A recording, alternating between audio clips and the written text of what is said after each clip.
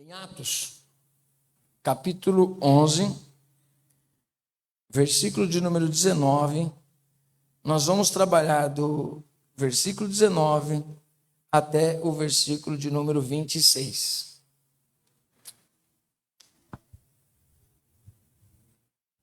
Eu vou falar uma coisa para vocês. Quando eu falava com Deus sobre ministrar essa passagem, até agora à tarde, eu tinha uma inspiração no meu coração. E ela continua. Só que eu tive algumas visitas hoje à tarde, fui fazer algumas visitas de pessoas da nossa igreja que não estão podendo vir. E quando saí de lá, eu falei assim, eu vou alinhar mais a palavra que está no meu coração. Fiquei agoniado, porque eu não estou me contendo de tanta coisa que Deus deu nesses versículos aqui. Algo muito importante que nos traz consciência. Eu fico fascinado como uma simples leitura tem tão grande profundidade. Quando eu olho para esse texto, o Espírito Santo começa a ministrar umas coisas que são... Eu penso comigo, Paulo ele disse, e era ele, tá? Ele disse, tem um homem, eu não sei se na carne, se no espírito, mas ele conheceu o terceiro céu. Ouviu de Deus coisas inefáveis que não é lícito falar, que as pessoas não aguentam. Gente, se o que ele escreveu é forte, aquilo que ele nem contou deve ser o quê, então? Se eu fico em choque quando leio Romanos, se eu fico em choque quando eu vejo a história dele, quando leio Coríntios, cada hora eu leio uma coisa e fico doido. Eu leio Colossenses, eu leio Filipenses, eu leio Atos, a história de Paulo, e aí o cara fala um negócio desse, eu falo, Senhor da glória. Eu não sei se eu conseguiria ficar calado, Deus ia ter que fazer eu ficar mudo, né? Para não contar essas coisas. Me dá um autocontrole muito grande, porque um pouquinho só que eu vejo disso, pastor, eu já fico em choque, quero contar para todo mundo. Quero contar para todo mundo que eu estou vendo aqui. Compartilhar tudo aquilo que Deus está trazendo ao meu coração. E uma coisa que eu não estava imaginando para pregar hoje, Deus começou a ministrar no meu coração. Sabe o que é? Quantas passagens nós conhecemos dos evangelhos, que os evangelhos, sejam os 3 que são sinóticos, seja o de João, que não é o sinóticos, né? Não faz parte, mas os 4 evangelhos que falam da pessoa de Jesus, em nenhum deles, Jesus falou como que deveria ser o culto. Hein, pastor? Como que deveria ser o louvor da igreja? Jesus ensinou? Não.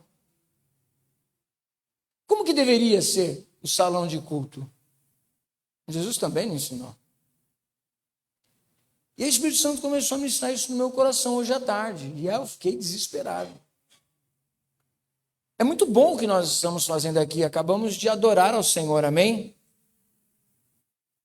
Pense comigo como que é gostoso, faz bem para a gente, nos faz sentir tão bem, uma alegria muito grande, dá esperança. A gente sente manifestada a presença de Deus em nosso coração. Não é bênção? É bom demais louvar, não é? E glória a Deus por isso, não está nada errado não. Esse negócio de que a gente tem que adorar o Senhor e não pode chorar, não pode se emocionar, meu irmão. Eu leio a palavra, eu choro. Com quem dirá louvando, então, aí que eu choro mais ainda. Se tiver hora que eu pego o violão num canto e o Espírito Santo toca, irmão, na nota que ele toca o nosso coraçãozinho, aí já era. Eu fico aí em um louvor só, fico ali chorando o resto da minha vida. E está tudo certo, é o meu momento com Deus. Então não tem problema você colocar sentimento em tudo que você faz. Pelo contrário, você tem que colocar sentimento, você tem que ser acessado nas suas emoções. Amém? Não tem nada de errado.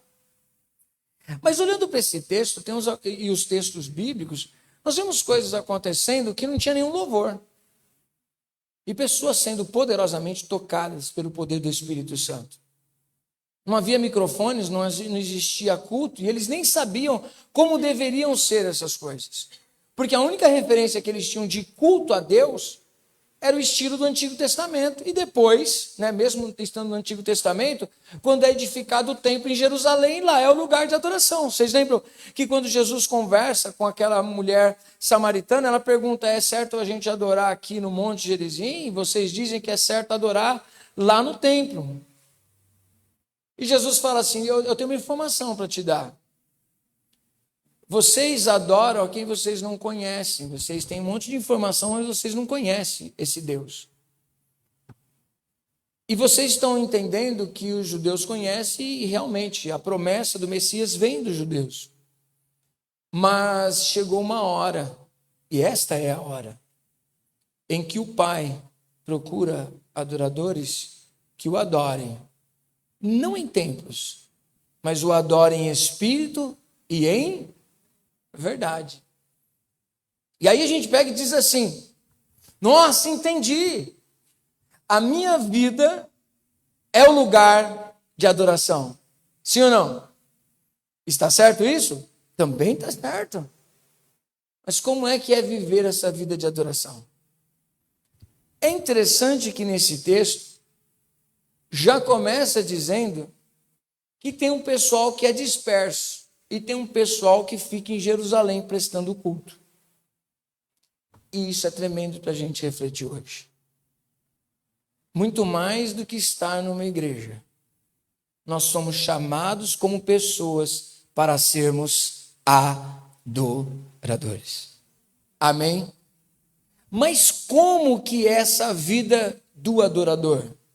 Por exemplo, pelo menos eu, na minha administração, enquanto Deus permitir que seja assim, vai ser assim. A nossa igreja, nós não sublocamos um pedaço para abrir uma oficina, para fazer a unha lá na ponta, né? Não, mas a gente vai ajudar a pagar aluguel. Não, não importa.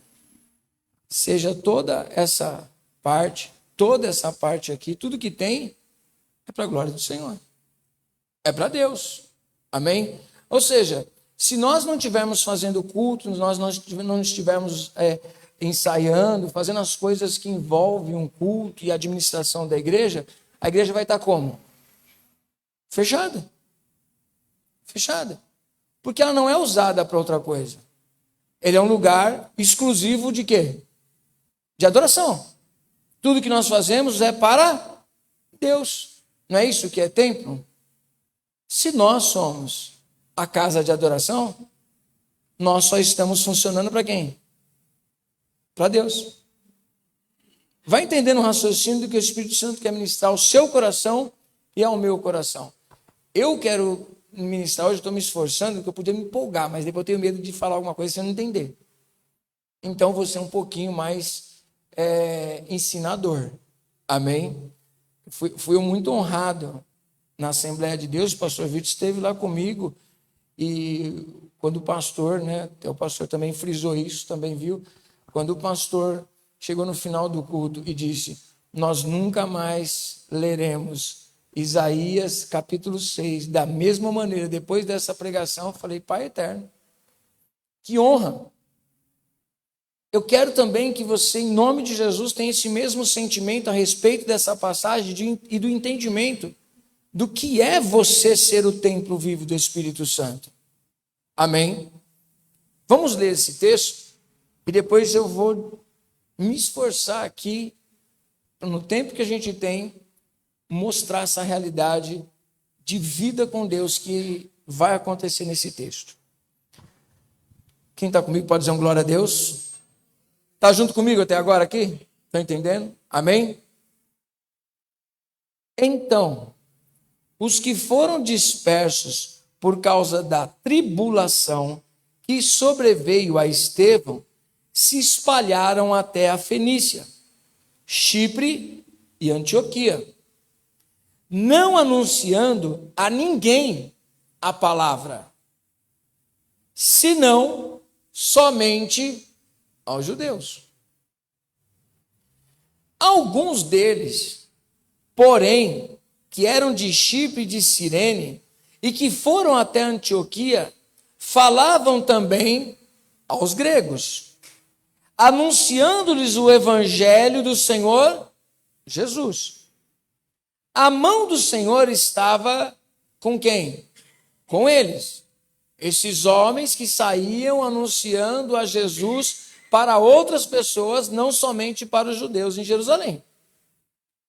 E aí ele diz: a mão do Senhor estava com eles e muitos, crendo, se converteram ao Senhor. A notícia a respeito deles chegou aos ouvidos da igreja que estava em Jerusalém. Aonde estava a igreja? Em Jerusalém. Lá eles pregavam a palavra para os judeus.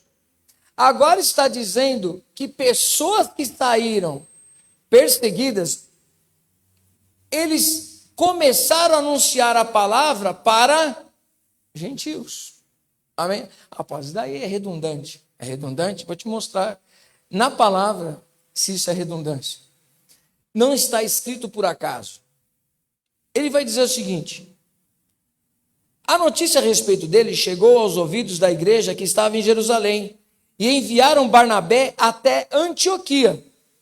Tendo ele chegado e vendo a graça de Deus, alegrou-se e exortava a todos a que, com firmeza de coração, permanecessem no Senhor.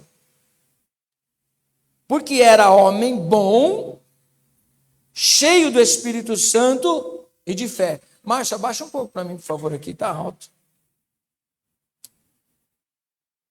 E muita gente se uniu ao Senhor.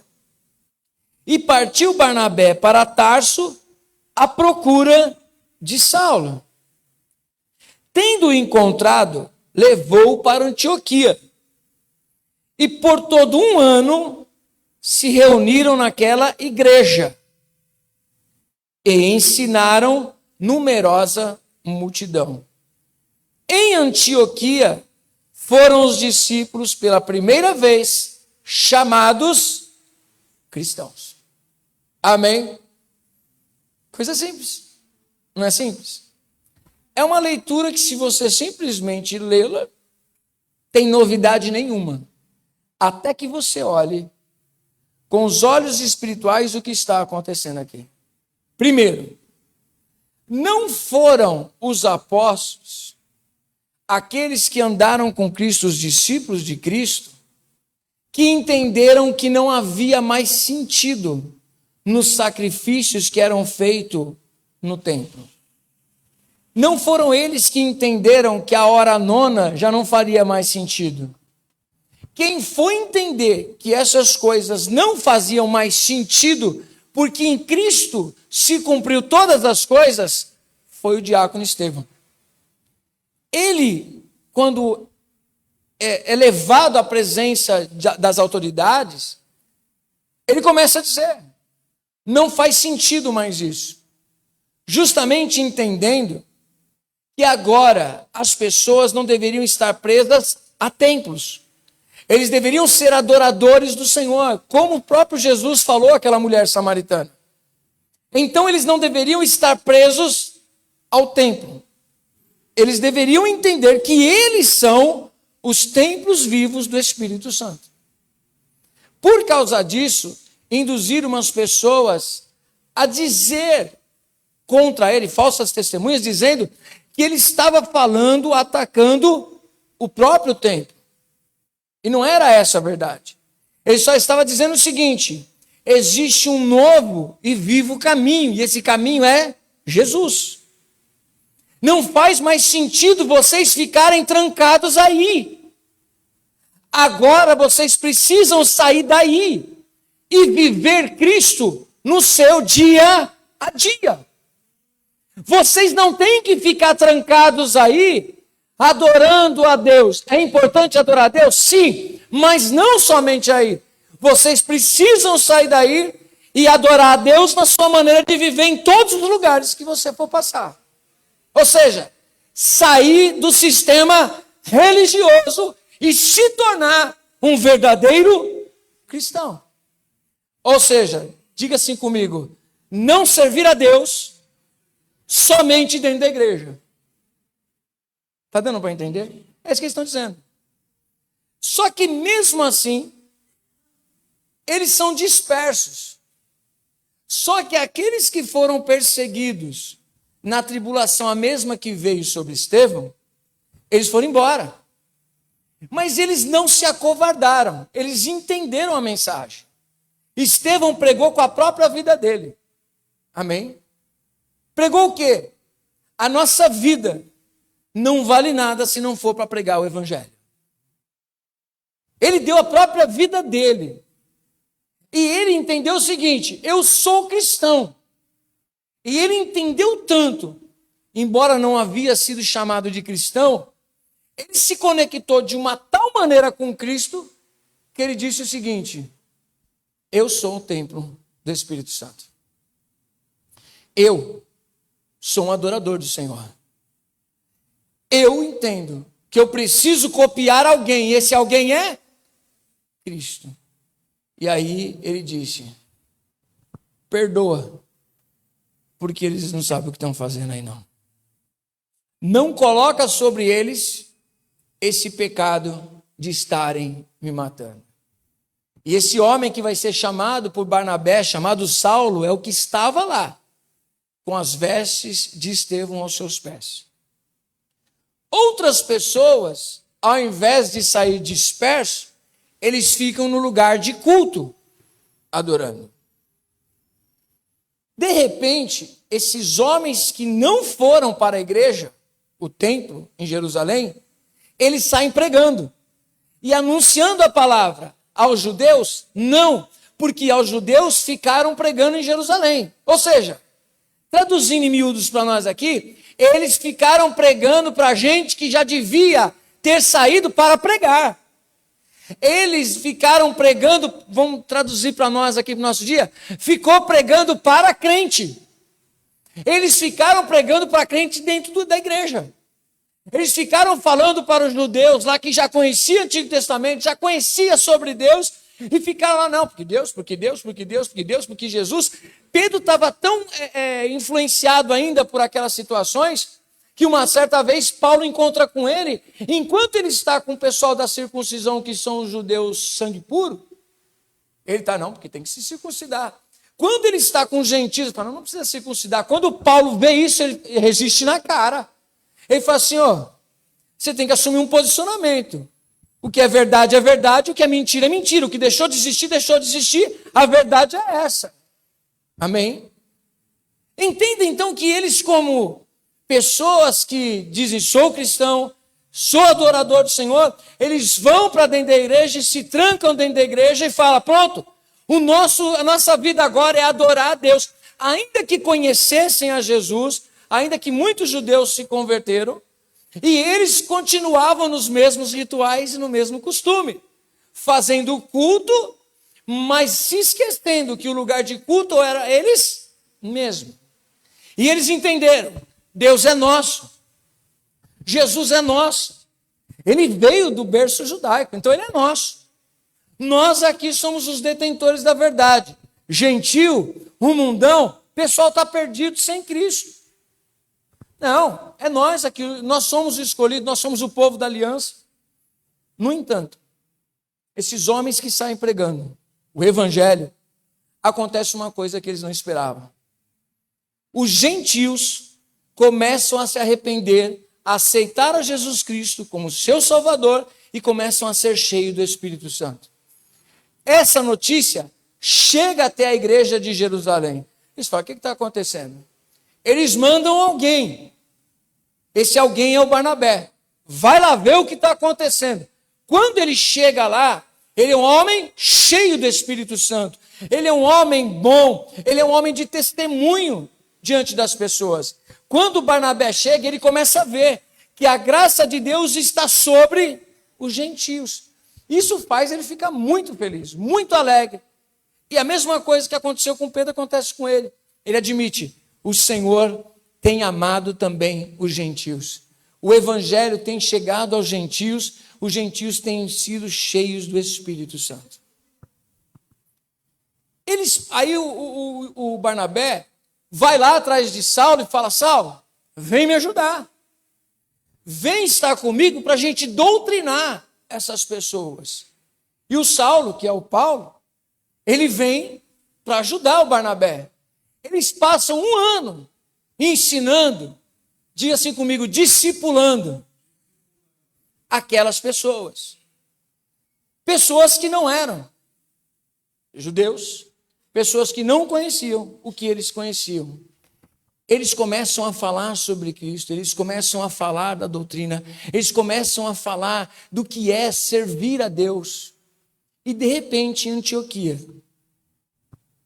as pessoas são tão tomadas por um caráter de Cristo, que as pessoas começam a dizer, lá em Antioquia, eles são cristãos, eles são seguidores de Cristo.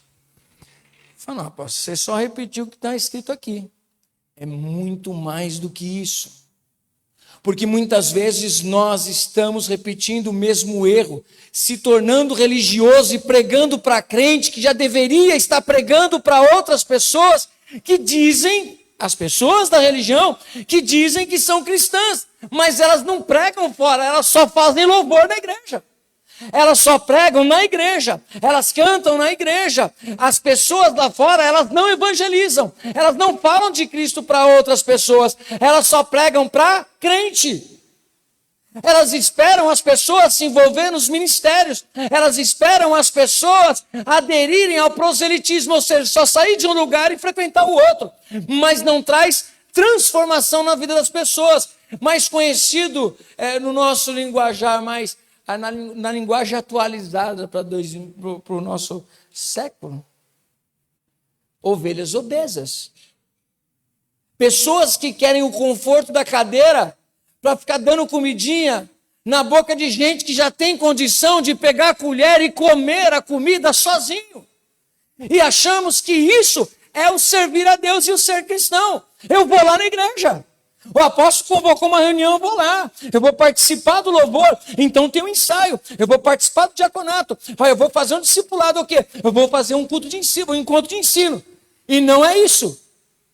Eles entenderam o que era discipulado.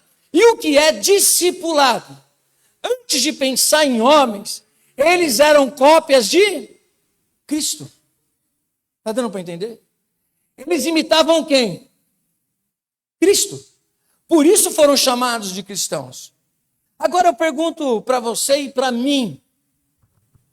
Quando nós dizemos para as pessoas, sou cristão, é porque nós imitamos a Cristo.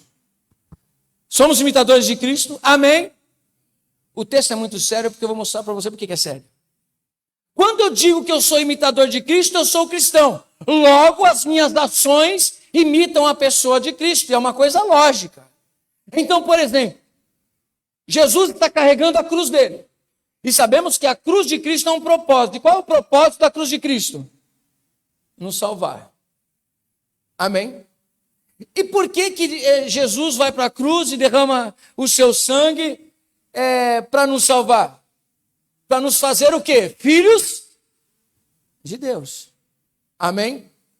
Antes de Cristo, criaturas. Depois de Cristo, filhos de Deus. Amém? Qual é o maior exemplo da vontade de Deus para todo cristão? O próprio Cristo? Então vamos ler. Abre a sua Bíblia aí comigo lá em Coríntios. Cadê minha colinha aqui?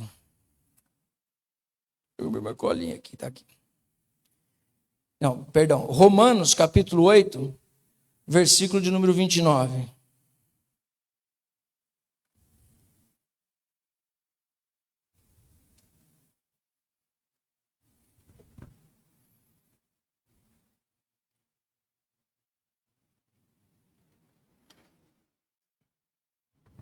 Lê o 28 e o 29, para a gente entender a conexão. Sabemos que todas as coisas cooperam para o bem daqueles que amam a Deus. Daqueles que são chamados segundo o seu propósito. Você já entendeu isso daqui que ele está dizendo? Já entendeu? Vamos ver se você já entendeu. Eu preciso me cercar de palavra de Deus para ver se você entendeu. Diga para a pessoa ao seu lado, me ajuda a pregar, e diz assim: o apóstolo não está dizendo nada para ninguém. Diga, ele está pregando a palavra. Amém? Pastor Vitor me deixou muito magoado. Ele traiu a minha confiança. Não quero mais olhar na cara do pastor Vitor. E Deus permitiu que isso acontecesse. É legal? Sim ou não? Deus permitiu que eu passasse uma privação financeira. Isso é legal? É bom ou não é, gente? Não é bom. Não é legal, não. Não é legal passar privação financeira. Não é? E se Deus disser, a tua privação financeira contribui para a tua salvação. É boa a sua privação financeira? Não murcha não, irmão. Por favor, ainda tem mais coisas para a gente pregar aqui. Não murcha não. Deus quer que haja discórdia entre eu e o pastor Vitor? Não. Mas ele falhou comigo. É bom isso? Para nós não. E se eu disser para você que para Deus é bom? Você crê nisso? Sim ou não? Sei, apóstolo. É melhor não responder, não. Vai que eu respondo errado. E Deus disser, é bom. Por que é bom? Contribui para a sua salvação. Não. Ele me deixou na ira e vai contribuir para a salvação? Vai. Para a minha, vai. E para dele também. Porque eu vou aprender a perdoar e amar quem me ofende. E isso é caráter o quê? Cristão. Então aquilo que a gente foge pode ser o maior tratamento de Deus na nossa vida. Foi isso que Paulo entendeu. Senhor Deus, arranca da minha carne esse espinho. Estou incomodado, eu sou o seu pregador. Eu sou o Paulinho, Senhor. Aquele que se converteu, que deu a minha vida pelo evangelho. Arranca isso daí, Senhor. Aí ele fala assim, coopera para o seu bem. Não, Senhor. Não pode cooperar para o meu bem. 3 vezes eu vou orar para o Senhor. Quem sabe na terceira, a primeira é para o Pai, a segunda é para o Filho e a terceira é para o Espírito Santo. E aí o Pai responde, o Filho responde e o Espírito Santo responde. A minha graça te basta. Eu não vou tirar isso. Porque isso te faz ser humilde e dependente. Amém? Contribuiu para o propósito. Mas qual o propósito? Para a sua alegria? Não, para a sua salvação. Está dando para entender? A lima de Deus come feio. O formão de Deus passa na nossa vida para que nós sejamos moldados. Por quê? Qual é o padrão que Deus tem para mim e para você? Versículo 29. Porquanto, aos que de antemão conheceu, também os predestinou. Ou seja, você acredita em predestinação? Está aqui uma. Você está predestinado. Fátima, você está predestinada. Eu estou predestinado. Se eu sou escolhido por Deus, eu estou predestinado a uma coisa. O que é essa predestinação? Não estou falando de calvinismo e arminianismo, tá? É isso que eu estou falando sobre. Eu não estou falando sobre soteriologia. Né? Não é essa doutrina que eu estou trabalhando. Eu estou falando do propósito que Deus te salvou. Lembra na semana passada que hoje eu disse para você que nós íamos pregar sobre o propósito para o qual Deus nos salvou? Amém? Deus nos salvou de quem? De quem? Dele mesmo. Como que ele fez o processo? Ele mesmo pegou Jesus e falou, está aqui, se vocês quiserem ser perdoados, eu perdoo vocês. No sangue do meu filho. Quando Jesus derrama o sangue, a ira de Deus é apaziguada, agora ele não está mais irado com a gente. Agora estamos justificados em Cristo Jesus, ok? Ele não poderia ter levado a gente embora? Sim ou não? Seria uma boa. né? Visto por um viés, seria uma boa. Mas ele não nos levou, ele nos deixou aqui. Só que ele não mudou isso aqui. Ele disse: nós que fomos chamados, nós que fomos salvos, nós estamos predestinados. Predestinados a quê? Para serem conformes, ou seja, parecidos. Tomou forma, ficou parecido com Cristo. Olha, os predestinou para serem conformes à imagem de seu Filho, a fim de que ele seja o primogênito entre muitos irmãos. Ou seja, Cristo é nosso Senhor? Sim. Mas ele é o nosso irmão mais velho. Que a gente precisa fazer o quê? Copiar. Sim ou não? Porque ele é mais velho, ele é mais responsável, ele é maduro, ele é santo, e a gente vai dando todos os atributos de Jesus. E aí nós precisamos olhar para ele e falar assim: eu preciso tomar forma. A forma de quem? De Cristo. Isso é discipulado. É quando você decide tomar forma de Cristo, copiar Cristo. Eles entenderam. Jesus não ficaria trancado na igreja. Jesus pregaria por onde passasse, seja para judeus, seja para não judeus. E eles saíram pregando e ensinando. Em todos os lugares que eles passavam, eles estavam pregando e vivendo Cristo e entendendo que eles eram cópia de Cristo. E as pessoas olhavam para ele e falavam assim: rapaz, você está ficando a cada dia mais parecido com Cristo. Isso é um desafio para a gente. É um desafio porque se Cristo é o exemplo, Jesus não desistiu do propósito dele da cruz, o discípulo dele faz o quê? Não desiste. Se Jesus amou os seus inimigos, o que faz o cristão? Copia Cristo. Ama os seus inimigos. Se Jesus perdoou, nós vamos fazer o quê? Perdoar. Porque nós somos discípulos. Então não está faltando religiosidade, está faltando discipulado. Mas não discipulado com pessoas, discipulado com Cristo. Mais tempo com Cristo, para ser imitador de Cristo. O desafio não é vir para a igreja. O desafio é copiar Cristo. Mas quando copiamos Cristo, nós não nos resumimos a cultos. Nós não nos resumimos a religiosidade. Nós queremos fazer o quê? Cuidar de vidas. É aí que o Espírito Santo diz: eu não te chamei para cuidar de cadeiras. Eu não te chamei, eu não te dei ministério para ficar cantando dentro da igreja. Eu não te dei ministério para ficar dentro da igreja. Eu não te dei ministério para a religião. Eu te dei ministério para que você, com a sua vida, pregue a palavra para todas as pessoas. Ou seja, o mandamento de Jesus Cristo aos seus discípulos foi: vão, abra uma igreja. Vão lá, faça uma igreja bonita, com cadeiras estofadas.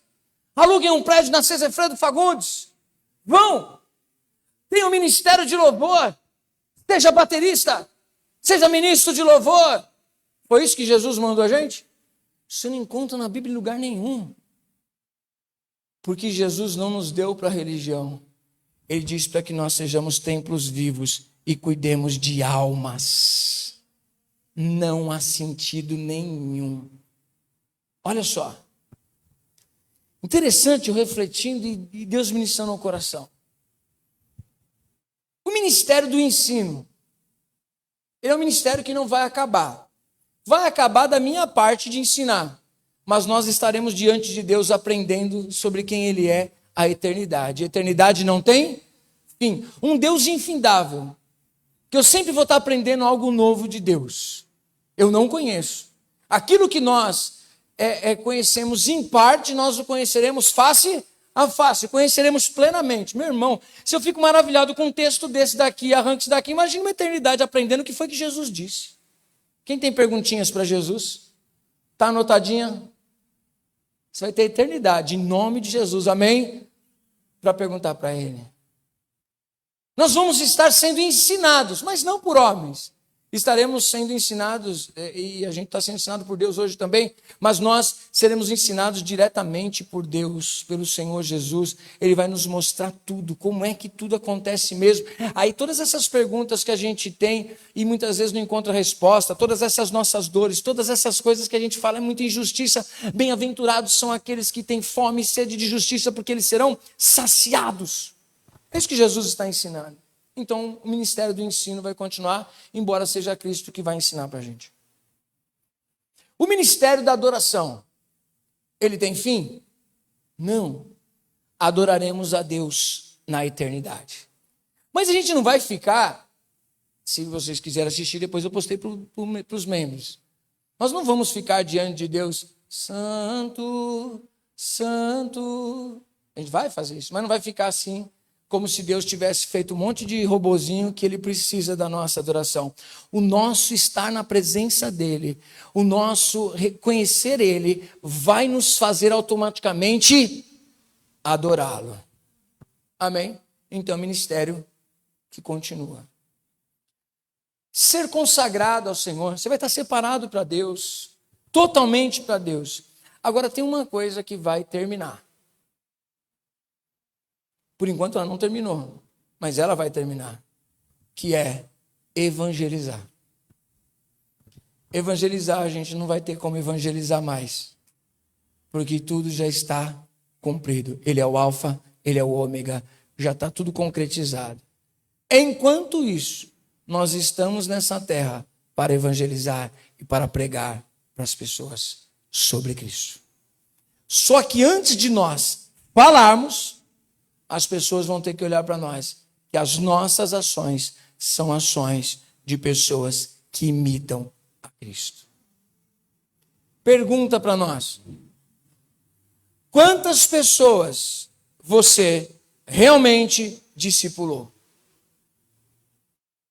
Quantas pessoas que não conhecem o Evangelho olharam para você e você disse para ela: eu vou te ensinar o que é ser cristão? E a pessoa olhou para você e falou assim: realmente, você vive o que você está falando. Sabe o que as pessoas arregalarem os olhos em ver você diferente de outras pessoas? Já pararam para pensar na responsabilidade que eu e você nós temos como servos do Senhor? De olharem para nós e verem que nós somos discípulos de Cristo. Mas eu não estou falando de gente dentro da igreja. É anormal alguém dizer: paz do Senhor, Fátima. É anormal isso? Aqui não. É muito esquisito. Uma pessoa que nunca ouviu do Evangelho, a pessoa vê você falando isso. Vai falar: não é do nosso meio. Vai te olhar de uma maneira diferente. Lá é o desafio. Para outras pessoas. Para quantas dessas pessoas nós estamos pregando? Mais do que isso, quantas dessas pessoas importam para nós? Eu não estou dizendo de trazê-las para a igreja. Eu estou dizendo de você ser o referencial para levá-las a Cristo. A preocupação de Jesus não é encher a igreja. A preocupação de Jesus é de fazer discípulos. A igreja de Cristo é discípula de Cristo. A reunião da igreja é simplesmente o resultado da reunião dos discípulos de Cristo. Quem está entendendo? Eles passaram um tempo ensinando, cuidando dessas pessoas, e automaticamente elas olharam e começaram a ver que tudo aquilo que elas estavam ensinando, porque nem todos conheciam sobre Cristo. Mas quando eles começaram a ensinar, a falar, e montar Cristo para eles, e dizer: ó, Cristo é esse aqui, ó. Quando eles montaram a imagem de Cristo, eles conectaram. Porque enquanto uma pessoa não sabe quem é Cristo, o que é referência para ela? Aquilo que para a gente é normal, para ele não é. Ele não sabe isso, você precisa traduzir para ele, precisa mostrar para ele. E uma maneira menor de Deus se manifestar é em quem? Nós. Por isso que ele escolheu você e eu, com forma humana, para se manifestar para outro ser humano e mostrar através da sua vida quem ele é. Está dando para entender? Então nós nos preocuparmos com pessoas que não conheceram o Evangelho é o mais necessário. Só que muitas vezes a própria igreja não está sendo o quê? Discípula. Ela está sendo o quê? Proselitismo. Por quê? Só troca de lugares, mas não copia Cristo. Porque Cristo não abre mão. Cristo não quer o mal das pessoas. Cristo está agindo muito diferente do que muitas vezes nós agimos. E isso para nós nos encosta na parede e faz pensar, Senhor, que tipo de cristianismo que eu estou vivendo? Porque muitas vezes falamos de religiosidade e nos tornamos religiosos. Cumprimos agendas, fazemos parte de ministérios, mas não impactamos a vida de ninguém. E deixa eu contar para você, eu tenho visto isso. Realmente, o mundo está com sede daquilo que nem eles sabem. E você sabe. Toda a criação anseia por ver a manifestação dos filhos de Deus. Quem é filho de Deus? O mundo está nessa expectativa de ver o que é ser filho de Deus. Olha o desafio para a gente. Eu também já falei, tá? A pessoa cria aquela expectativa. Você é cristão, você é diferente. Aí quando a pessoa chega perto, eu pensava que você era diferente. Mas você não é diferente de mim. Você faz as mesmas coisas que eu faço sem ter conhecido o Deus que você diz que conhece. Você está vivendo coisas que não está conformado quando olha para você e olha para o Cristo que você pregou. Essa é a maior dificuldade da pregação. Não é ensinar, é expressar. Jesus, ele falou, vai, façam discípulos, ensinem tudo aquilo que vocês viveram. Toda a experiência. Por isso que é interessante olhar para Pedro e ele falar para Cornélio o seguinte, olha, eu só preciso contar uma coisa para você. E o que é? Testemunho. Eu vou testemunhar do que ele fez na minha vida, eu experimentei e isso é para você também. Só que Cornélio conhecia a Deus como Pedro conhecia? Não. Então ele precisava ver em Pedro alguma coisa que tinha a ver com aquilo que ele estava falando. Isso é para mim e para você. E às vezes nós estamos nos conformando a estar na igreja e prestarmos o nosso culto. E muitas vezes não olhamos as pessoas que estão ao nosso lado. Não olhamos as pessoas que a gente fala assim, a gente precisa evangelizar. Mas você não consegue dar um copo d'água para uma pessoa que veio nova na igreja. Você não consegue ter visão para ela. Tipo, vamos pescar e os peixes estão pulando. E sabe o que nós estamos fazendo? Focados na religião. Mas eu cantei, mas eu preguei, mas eu toquei. Não é isso. É quantas pessoas você está cuidando, o quantas pessoas você está influenciando com o evangelho que você está dizendo que vive. Quem está entendendo? É uma explicação? É uma explicação. É uma explicação sim, para ver se a gente desperta, se a gente toma um sacode, e entender que a nossa vida vai muito mais além. Aonde estão essas pessoas? Aonde estão essas pessoas que estão orando e dizendo, eu tenho sede de almas, eu quero cuidar de vidas, eu quero discipular pessoas, eu quero encher a igreja de almas, eu vou ser o maior ganhador de almas. Cadê os evangelistas que oram e dizem assim, Senhor, me dá a Zona Norte, senão eu morro, eu preciso pregar o evangelho, eu prego através de Facebook, eu prego através de Instagram, eu prego na igreja, eu prego em todos os lugares, eu preciso falar de Cristo, e as pessoas vão olhar para mim e ver Cristo. É um desafio para todos nós. E muitas vezes Preste atenção no que estou dizendo. E mais uma vez eu digo, não é reunião de líder, é coisa de cristão, é cristianismo com propósito. Diga assim comigo, cristianismo com propósito. E qual o propósito do cristianismo? Segundo o que a palavra de Deus nos ensina, é que nós preguemos para as pessoas o evangelho da reconciliação. Ou seja, nós temos uma palavra. E a palavra é a da reconciliação. E qual é a palavra da reconciliação? Que Deus em Cristo está reconciliando as pessoas, amando pessoas, perdoando pessoas. E todas as pessoas precisam ouvir isso. E nós somos os arautos de Deus para ensinar tudo isso. Amém? Tem uma referência para dar. Que eu deixei marcadinho no que Deus tinha colocado no coraçãozinho. Cadê minha colinha aqui? Cadê minha colinha que eu tenho um monte de versículo aqui para passar para você. Não me rouba a colinha, não. Minha colinha voou. Está na anticapa? Está aqui. A capa grossa aqui. 1 Coríntios, capítulo 15, versículo 49.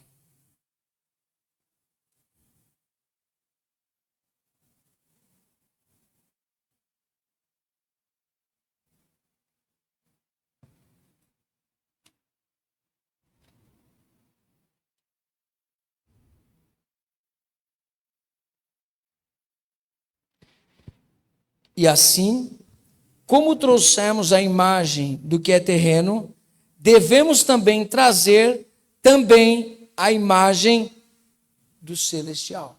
Se você quiser ler depois na sua casa com tempo, leia o capítulo 15 que vai falar sobre trazer a imagem de Jesus Cristo. Abre agora aí, 2 Coríntios 5,17, por favor.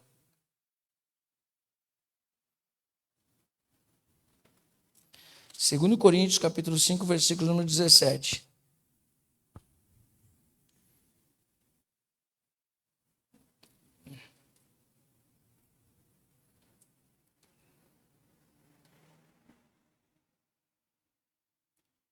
Amém? O que diz? E assim, se alguém está em Cristo, é uma nova criatura. As coisas antigas já passaram, eis que se fizeram novas. Ora, tudo provém de Deus, que nos reconciliou consigo mesmo por meio de Cristo, e nos deu o ministério da reconciliação, a saber que Deus estava em Cristo reconciliando consigo o mundo, não imputando aos homens as suas transgressões, e nos confiou a palavra da reconciliação. De sorte que somos o quê? Embaixadores. Pelo amor de Deus, gente. Diga comigo, embaixadores. Isso é bom para você ou é ruim? É bom ou é ruim? É bom, mas traz uma grande responsabilidade. Diz, de sorte que somos embaixadores em nome de Cristo, como se Deus exortasse por nosso intermédio. Em nome de Cristo, pois, rogamos que vos reconcilieis com Deus. Aquele que não conheceu o pecado, ele o fez pecado por nós, para que nele fôssemos feitos justiça de Deus. Ou seja, quem é que tem a responsabilidade de pregar para o mundo? Quem é? Não é o apóstolo. Não é o cara da rádio, nem o cara da televisão. É você. Sou eu, de pregar a Cristo. Porque eu e você nos tornamos embaixadores. A pergunta que fica para nós, para a gente refletir, é quando nós olhamos o Atos 11 e nós lemos isso. Versículo de número 26. Tendo-o encontrado, levou para Antioquia e por todo um ano se reuniram agora naquela nova igreja e ensinaram numerosa multidão. E em Antioquia foram os discípulos pela primeira vez chamados cristãos. Jesus nos ensinou isso e nos deu uma responsabilidade. Sabe o que mais aperta o coração? E eu vou fazer só uma metáfora. Tudo isso daqui não vai acabar, amém? Nós estaremos aqui adorando ao Senhor. Vai existir o ministério do louvor, vai existir a palavra, vai ter a ministração da dança, nós vamos continuar como igreja adorando ao Senhor, amém? Glória a Deus. Está feliz por isso? Amém? Sexta-feira vai ter culto, domingo vai ter culto, nós vamos ter adoração, em nome de Jesus vai dar tudo certo, porque o próprio provedor da obra vai nos dar essa oportunidade. Mas deixa eu fazer uma pergunta. Se não existisse,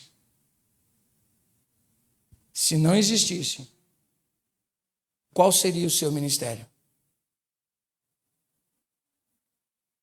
Se não tiver louvor, qual o seu ministério? Se não tiver as crianças, qual o seu ministério? Se não tiver instrumentos, qual o seu ministério? Então por que você está travado atrás do seu ministério? Nosso ministério não é tocar. O nosso ministério é cuidar de almas. Nosso ministério não é cuidar de cadeiras. Nosso ministério é cuidar de vidas. O nosso ministério não é ficar trancado aqui. O nosso ministério é anunciar Jesus Cristo por todos os lugares. Afinal de contas, nós somos embaixadores. Preocupação. Vocês estão comigo, gente? É raciocínio mesmo. Por isso que está assim. Eu não vou me empolgar, porque senão depois talvez você não entenda da maneira correta. Se nós somos chamados para ir além daquilo que nós fazemos, se não fizermos o mínimo do que nós estamos fazendo, como é que nós estamos? Está dando para entender? Se nós somos chamados por uma coisa muito mais além do que aquilo que nós fazemos, se não fazemos o básico, como é que nós estamos? Agora talvez você entenda a minha preocupação quando eu digo, faça. E as pessoas pensam que tem que ser da mesma maneira que eu, tem que fazer tudo do jeito que eu faço. Não. Eu devo ser o exemplo para vocês. Mas eu estou dizendo para todos vocês e para mim mesmo, que todos nós devemos fazer como quem faz? Jesus, diga comigo, Jesus. Jesus faria da maneira que você faz ou não? Não sei. Fica para você e Deus olhar. Discipulado é isso. Antes de pensar que eu estou dizendo, façamos discípulos pessoas, avaliemos se nós somos discípulos de Cristo, porque se nós não formos discípulos de Cristo, nós vamos formar pessoas igual a gente, que não são discípulos. Que elas são quem? Prosélitos. Elas não imitam a Cristo, porque a gente também não imita. Elas só vêm para a igreja. Elas largam o bar, ficam aqui, mas não muda dentro. Não toma forma de Cristo. E o chamado, para mim e para você, é deixar de ser a velha criatura e sermos a imagem de Cristo. Sabe aquele negócio de dizer assim, você convive tanto que você está ficando igual? Quem está entendendo? Conformados à imagem de Cristo. Você pode se colocar de pé?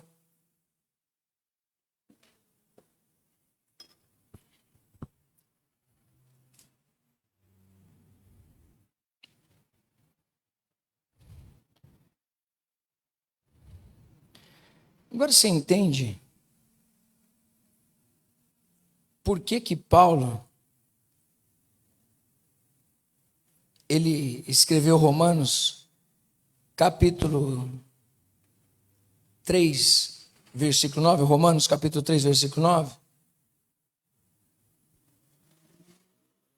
que diz: pois já temos demonstrado que todos, tanto judeus como gregos, estão debaixo do pecado, como está escrito.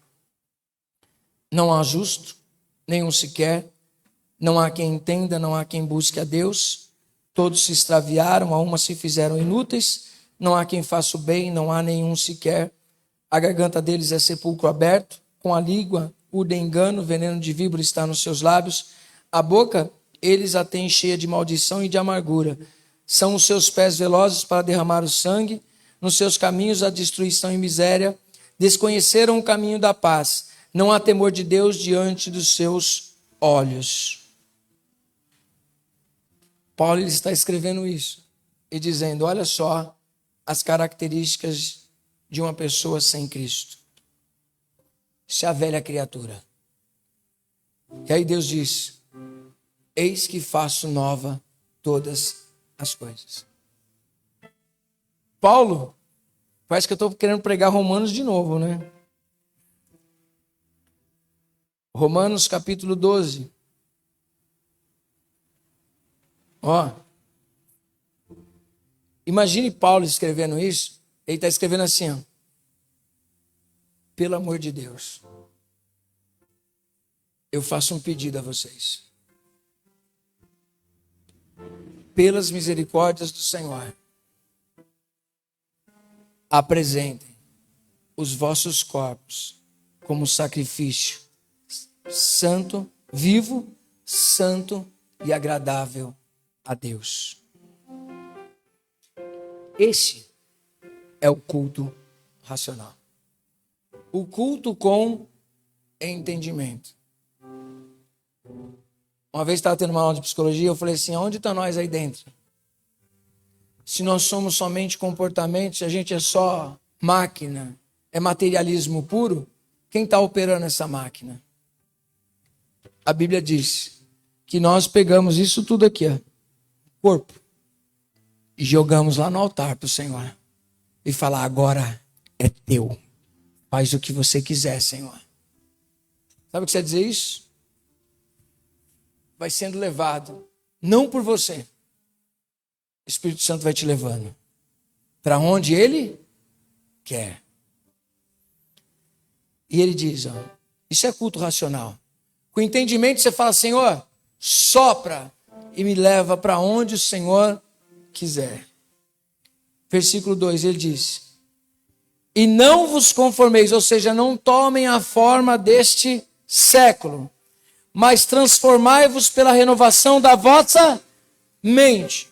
Quando você fizer isso, você vai conseguir experimentar qual é a boa, agradável e perfeita vontade de Deus. Dá para entender o que ele está dizendo sobre os caras que estão indo para Jerusalém ficar trancados na igreja? Eles não estão entendendo. Aqueles que saíram a pregar para quem não ouviu, eles entenderam. E as pessoas começaram a ser cheios do Espírito Santo de Deus. E sabe quem é o canal? Você. Nós somos o canal de Deus para as pessoas. Deus quer usar você. Você tem essa responsabilidade de ser um embaixador de Cristo. E aonde você passa, Cristo vai estar com você. Imitação de Cristo. Mas não imitação barata. Imitação verdadeira. A gente precisa começar, e eu fico constrangido com o que eu vou falar para você aqui, tá? Eu me sinto constrangido nesse amor de Deus.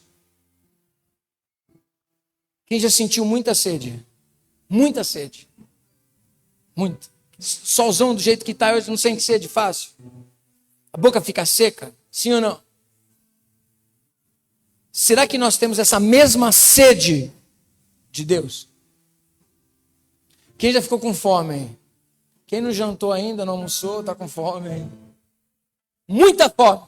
Quem gosta de comer bem aí? Aleluia. Fome. Não vê a hora de chegar em casa, já chega abrindo as panelas, preciso comer, estou desesperado de fome. A gente canta: eu tenho fome de Deus. Essa mesma fome? Quem já esteve apaixonadíssimo por alguém?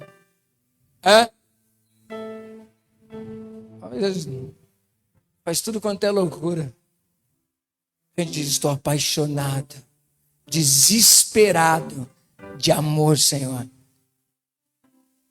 Já percebeu como tem um monte de palavras que a gente vai falando, mas na verdade a gente não tem o sentido dela na gente. Porque a gente dorme sem orar, a gente passa a vida sem estudar a palavra, a gente consegue ficar sem estar na igreja, a gente consegue viver sem santidade, a gente consegue viver com essa sede. É suportável. Eu tenho falta do Senhor, mas é muito suportável essa falta. A gente muitas vezes está driblando. E Deus pergunta, será que você tem sede mesmo de mim? Deixa eu dizer uma coisa para você. É um preço que deve ser pago para se buscar a Deus. E precisamos realmente ter sede. Jesus, ele disse que a pessoa que beber da água que ele der, ela vai se tornar o quê? Fonte. Fonte. Sai água dela para as pessoas. Não é? Como é que eu posso ser fonte seca? Que eu não tenho água nem para mim. Jesus disse que rios vão fluir de dentro da gente. Ou seja, as pessoas com sede vão vir e vão ser dessedentadas. Elas vão beber da água que está fluindo de dentro da gente. Amém? Que Deus faça isso conosco, Deus faça isso comigo, que eu tenha mais sede por santidade, que eu tenha mais sede pela presença dEle, que eu tenha mais sede para estar passando momentos com Ele, que eu consiga viver o tempo, vencer procrastinação, vencer a falta de foco, vencer todas as coisas que me roubam. Quem consegue admitir que tem coisas que te roubam do foco? E a gente acabou de pregar no domingo que Neemias ele não perdeu o foco. Eu tenho certeza que até hoje, na terça-feira, no meio da caminhada, já tiramos o foco da construção. Tá dando para entender? A gente canta, a gente ouve, mas a gente continua a mesma pessoa. Quem tem filho que você olha para o filho e fala assim, meu, eu tô cansado de te falar, velho. Eu falo, e você não muda. Quem tem filho assim? Você fica meio irritado com isso? Ai, Senhor, me dá paciência. Aí fala, tô moldando você com essa paciência aí. E nós fazemos a mesma coisa com Deus. Continuamos acordando, vendo a louça na pia cheia de louça e não lavamos. Continuamos agindo da mesma maneira. E hoje o que Deus diz para mim, diz para nós, seja uma nova criatura. Entenda que você não veio para a igreja para ser um religioso, você veio para ser discípulo. É o desafio. Em seus passos, o que Jesus faria. É um livro desafiador. Vou ler ele de novo. Aí eu vou ficar em choque. Mas é muito bom. Nas suas ações, analise. Jesus faria dessa maneira? Como Jesus agiria? Aí as pessoas vão dizendo, está querendo dizer que agora você quer ser o Cristo. O Cristo não, mas o imitador dele sim. Porque Cristo é o Messias e só ele. Mas imitar ele. E eu vou dizer para você, eu estou nesse desafio juntinho com você nesse deserto. Esse que vos prega é o primeiro a olhar para dentro de si mesmo e dizer, Senhor, eu preciso ser melhor. Talvez as pessoas, eu fiquei perguntando para mim mesmo no domingo sobre esse negócio de desistência. E talvez você pode dizer assim, nossa, o apóstolo fica falando de desistência, está querendo dizer para mim. Não estou dizendo para mim, para você, para todo mundo. Como não desistir? É você não perder o foco. Mas o foco de quê? Do que você está fazendo? Não. O foco de quem é o teu referencial. Quem é? Jesus. O foco não é do que nós estamos fazendo somente, é principalmente do que nós decidimos. Você acha que Jesus perguntou o que quando ele falou? Quem é que não se senta para fazer o cálculo para depois construir? Jesus está falando sobre o quê? O preço do discipulado. Quem quer ser discípulo de Cristo? Eu também quero. Quem não leu aquele livro do John Stott, leia. E depois você vai falar a mesma coisa que eu falei. Senhor, você me aceita como seu discípulo? Eu hoje pergunto para Jesus, me aceita como seu discípulo? E ele vai dizer a mesma coisa que ele disse para os outros. Sim. Morre para você mesmo. Depois vem e segue. Ah, mas eu não quero. Então você não está pronto para ser meu discípulo.